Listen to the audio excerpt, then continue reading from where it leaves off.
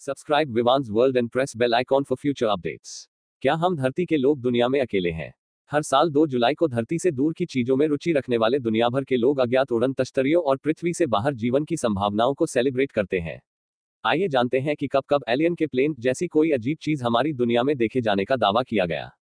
सबसे पहले जर्मनी में 1561। दुनिया में सबसे पहले जर्मनी के न्यूरमबर्ग में अप्रैल 1561 में लोगों ने आसमान में बड़े ग्लोब्स, विशालकाय क्रॉस और अजीबोगरीब प्लेट जैसी चीजें देखे जाने का दावा किया। उस समय के चित्रों और लकड़ी की कटिंग से उस घटना की जानकारी मिलती है। टेक्सास 1897। लोगों ने सिगार के आकार की कोई बड़ी चीज देखी जो कथित तौर पर विंडमिल से जा टकराई। इससे बड़ा हादसा हुआ। यह लिखा हुआ मिलता है कि मलबे से एक एलियन के शव को निकाला गया और किसी अनजान जगह पर उसे दफना दिया गया। टेक्सास हिस्टोरिकल कमीशन को एक संकेत मिला जिसमें इस बात का जिक्र था एक स्पेसशिप 1897 में यहीं पर क्रैश हुआ और उसका पायलट मारा गया। उसे यहीं कहीं दफना दिया गया। रॉसवेल, न्यू मैक्सिको, अमेरिका, जुलाई 1947। रॉसवेल तो जैसे यूएफओएस का पर्यायवाची बन चुका है। एक शख्स को क्रैश हुए प्लेन जैसी चीज का मलबा मिला। कुछ लोगों ने बताया कि उन्हें साफ लग रहा था कि यह स्पेसक्राफ्ट किसी दूसरी दुनिया से आया है। उन्होंने एलियन के शवों को भी देखने का दावा किया।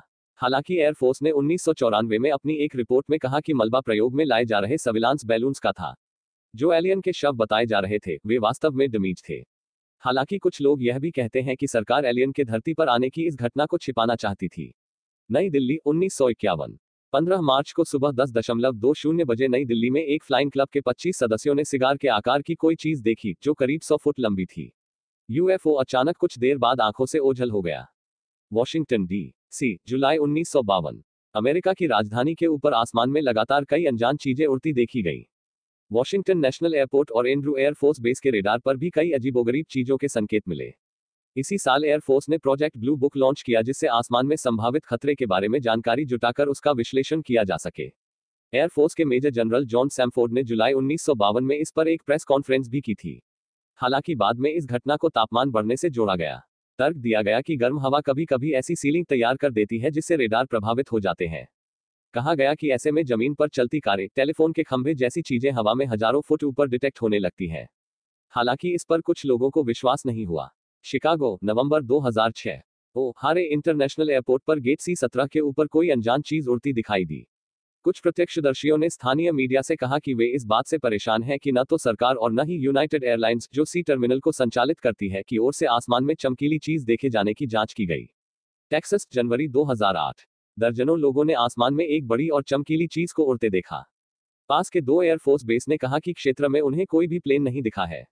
ऐसे में आसमान में काफी नीचे उड़न तश्तरी जैसी चीज क्या थी, यह रहस्य बन गया। 2008 कोलकाता। 29 अक्टूबर को पूर्वी कोलकाता में तड़के 3:30 से 6:30 बजे के बीच आसमान में तेजी से एक बड़ी चीज जाती दिखी। इसे एक हैंडीकैम से फिल्माया गया। अजीबोगरीब चीज से कई रंग निकलते दिखाई दिए।